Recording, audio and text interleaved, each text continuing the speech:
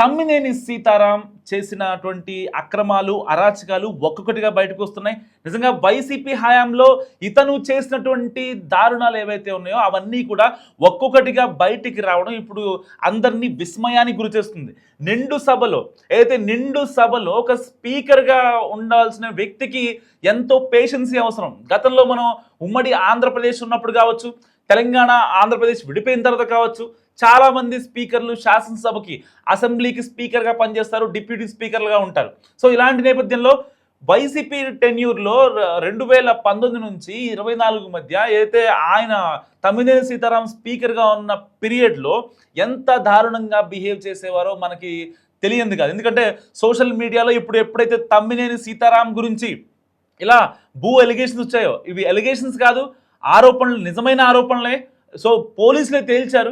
ఎందుకంటే వేరే వాళ్ళవి భూమిని వీళ్ళు కొట్టేయడం కోసం వాళ్ళకి వారసులు లేరని, వాళ్ళు చనిపోయారని చెప్పి నకిలీ డాక్యుమెంట్స్ క్రియేట్ చేసి, అండ్ అంతేకాకుండా ఎక్కడి నుంచో ఒడిస్సా నుంచి వచ్చినటువంటి ఒక మహిళను తీసుకొచ్చి ఈవిడే దానికి సంబంధించినటువంటి ఏదైతే ఒక వారసురాలుగా, అంటే మొత్తం ఎంత అభూత కల్పనే, దాంట్లో ఎక్కడ కూడా నిజాలు లేవు.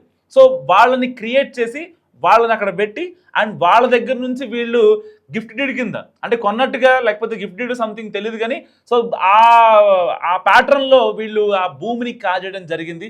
మరి ఇలాంటి నేపథ్యంలో ఇప్పుడు గతంలో ఎప్పుడైతే జగన్మోహన్ రెడ్డి గారు తమ్మినేని సీతారామన్ పట్టుకొని ఆర్థికంగా అంతంత మాత్రమే అని చెప్పి ఒక మాట అన్నారో, సో ఆ మాటలు ఇప్పుడు చాలామంది తమ్మినేని సీతారాం చేసినటువంటి పనులని గుర్తు చేసుకుంటున్న పరిస్థితి అనమాట. అంటే ఒకటి కాదు, రెండు కాదు, ఇప్పటికే తమ్మినేని సీతారాం మీద చాలా అంటే చాలా ఎలిగేషన్స్ ఉన్నాయి.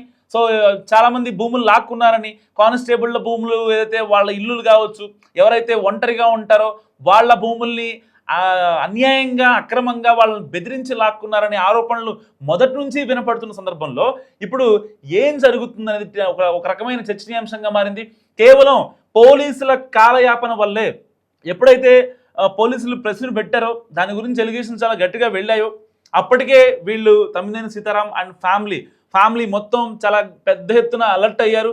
అలర్ట్ అవ్వడం ఆలస్యం, ఇంకా వెంటనే వాళ్ళ కార్లన్నీ పక్కన పెట్టేసి వేరే బయట ఒక ఇన్నోవా కార్ని అద్దెకి తీసుకొని, దాంట్లో ఏదైతే వాళ్ళకి సంబంధించిన ఫోన్స్ ఏవైతే ఉంటాయో ఆ ఫోన్లన్నీ కూడా ఇంట్లోనే పెట్టి తాళం వేసి వీళ్ళు పరారవడం జరిగింది. సోమవారం తెల్లవారుజామున 3 గంటలకు వీళ్ళంతా కూడా పరారవడం జరిగినటువంటి నేపథ్యం. మరి ఇలాంటి సందర్భంలో నిజంగా తమ్మినేని సీతారాం కనుక ఒకవేళ ఏ తప్పు చేయలేకపోతే పరారవలసిన అవసరం ఉందా, ఎందుకు పరారయ్యారు అనేది ఇప్పుడు చాలామంది మాట్లాడుకుంటున్న సందర్భం.